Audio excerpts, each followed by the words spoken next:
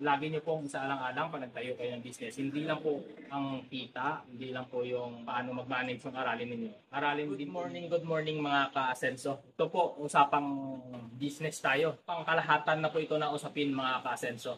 Katulad niya po, may isang video po ko na umabot dyan ng million views na marami po ang mga nambash na iniwang ko yung dati kong trabaho na nagkakasweldo po ako ng 100,000 mahigit. Pinagpalit ko dito sa pagbababoy na ito. Ito po, ibabahagi ko sa inyo. Bago ko po iniwan yung trabaho ko mga kasenso, dalawang business na po yung naka-establish o regular na meron po kaming kita. At hindi lang po basta-basta kita lang dahil hindi naman po din kalakihan, hindi naman din kalikitan. Hindi kalakihan katulad ng mga kontraktor pero kayang-kaya pong bumuhay ng isang pamilya na may anak na kahit hanggang 3.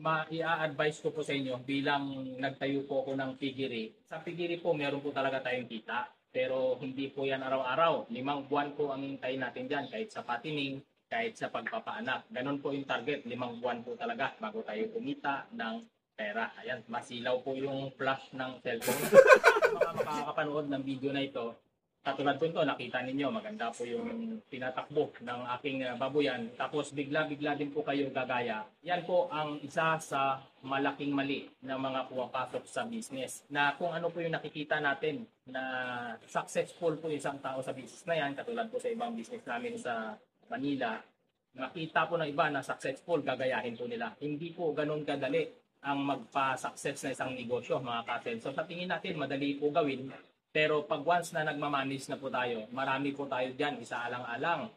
Sikasuhin po natin yung binabayaran natin sa gobyerno, yung tinatawag na BIR. Yan po ang pinaka-hectic o yung pinaka-busy na gawain sa paperworks ng pag-business dahil magbabayad po tayo ng tax. Tayo din po mismo ang magkukompute niyan, mag-aayos, magsusulat. Kaya ganun po kahirap. Ngayon, balik po tayo dun sa sinasabi ko na kung ano po yung nakikita natin, gagayahin natin, hindi po natin dapat gayahin kung ano yung nakikita natin sa iba. Pag-aralan po natin yung isang business bago po natin pasukin dahil sobrang hirap po ang isang business kapag hindi po natin ito inaral. Katulad po sa simpleng pagbababoy, may tamang programa po yan bago natin makamit ang tagumpay. At isa pa, hindi po basta aralin lang natin kung magkano yung kikitain, magkano yung kita, paano mag-manage. Dahil marami po tayong dapat isaalang-alang na yan po ang isa sa mali na ang aking hindi nagawa. Dapat aralin din po natin yung ambience sa paligid, kung magiging komportable ba tayo sa mga tao na magiging kasama natin sa farm. Kahit ikaw po yung boss, basta meron pong mas nakakatanda sa'yo. Pagdating po sa kanilang mindset, sila pa rin po yung nasusunod o sila po yung mas mataas sa'yo na kahit ikaw yung author o ikaw yung nagtayo ng business, no? O ikaw yung may kakayanan, ikaw yung may knowledge kung paano talaga i-manage yung business, na kahit sila puro haka-haka lang, napapanood lang nila sa ibang video, tapos yun yung isasuggest sa'yo at parang minsan mararamdaman mo pa na sasama ang loob nila kung hindi mo ito papakinggan. Siyempre, papakinggan po natin yan, pero hindi po natin gagayahin. Dahil atin po, matagal na natin pinag-aralan yan, matagal na natin pinagnilay-nilayan bago po natin gawin isang business. Dalawa na po ang business na pag hindi naman po natin masasabi na successful na po kami, pero napaangat po namin. So, ibig sabihin, yung aking idea ay meron na pong batayan na talagang yung idea ko is effective. Bakit po natin susundin yung suggestion ng mga tao na kapalibot sa atin na mismo sa sarili nila, hindi nila napatunayan na effective yung sinasuggest sa'yo. Di po ba? Ganun po lagi natin isalang-alang pagdating po sa larangan ng business. Huwag po tayo basta-basta makikinig na sa tingin natin ay wala pong basihan. Lagi po tayo mag-base doon sa science dahil yan po ay napag-aralan na. Yan po lagi natin tandaan mga ka-asenso. Katulad nito sa pagbi-business dito, sobrang busy ko po sa paperworks talaga.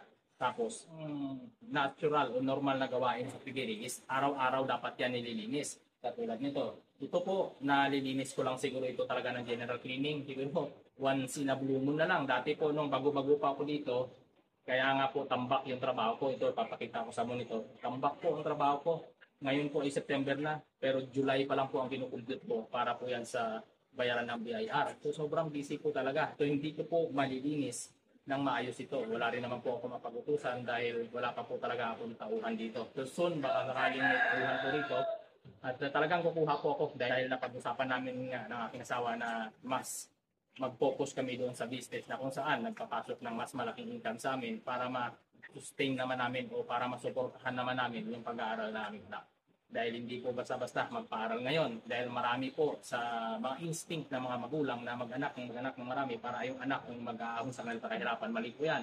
Tayong magulang na nag-anak sa kanila, tayo po ang may responsibilidad na paaralin sila, bigyan sila ng magandang buhay at para pagdating ng araw, hindi naman po sa magdidemand tayo, pero kahit papaano, mabalikan po nila tayo ng maayos. Hindi yung wala tayong nagawa. May nagawa man tayo, pero kulang. Tapos pagdating po ng nakita natin na umaangat-angat ng kaunti ating anak, magdidemand tayo, yung ating mga kamag-anak, magdidemand po tayo. Hindi po tama yan. Dahil may pamilya po, ang isang, kumbaga yung isang anak, nagkaroon ng pamilya, focus na po yan sa pamilya na itinayo niya. Basahin niyo po sa Biblia.